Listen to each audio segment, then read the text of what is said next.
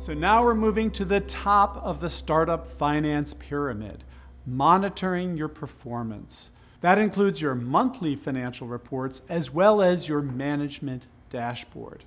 So first, let's talk about your monthly financials. I want to encourage you to get out ahead of your board of directors and your investors and get into the habit of producing good monthly financial reports every single month. I'll tell you, that differentiates you from almost every other entrepreneur.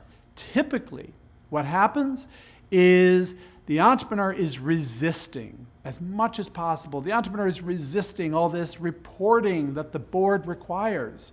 Entrepreneurs hate doing these monthly financial reports because for the most part, we treat them the wrong way. Entrepreneurs, directors, investors, they tend to treat the monthly financial reports as a scorecard. It's a grade. It's all about how are you doing? Are you living up to your promise? You should really be thinking about your monthly reports as a learning opportunity, as a way to identify what did we think was going to happen, what actually happened, and why was there a difference? We can learn by paying attention to those differences rather than taking the monthly financial report as an opportunity to either praise an entrepreneur who beat his numbers or punish the entrepreneur who missed his numbers. What you're going to discover is your monthly financials are not good enough because it doesn't really capture everything you really care about when you're building your company. So in addition to your monthly financial report, you also need to build a management dashboard. Management dashboard is a set of metrics, sometimes they're referred to as key performance indicators, that you want to monitor on a regular basis. So for example, cash. Cash is almost always one of your key performance indicators. Where is your cash? And equally important, is it above or below where you thought it was supposed to be?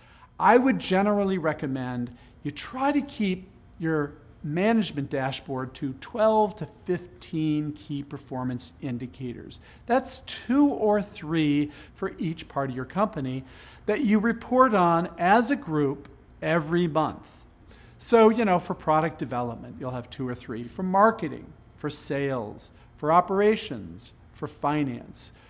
Sometimes you're going to be monitoring these on a daily basis, sometimes on a weekly basis, and always on a monthly basis. Your management dashboard is generally on one piece of paper or on one screen.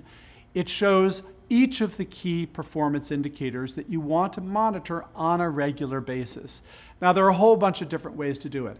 Start simple. You can do it in a PowerPoint slide. You can do it on an Excel spreadsheet.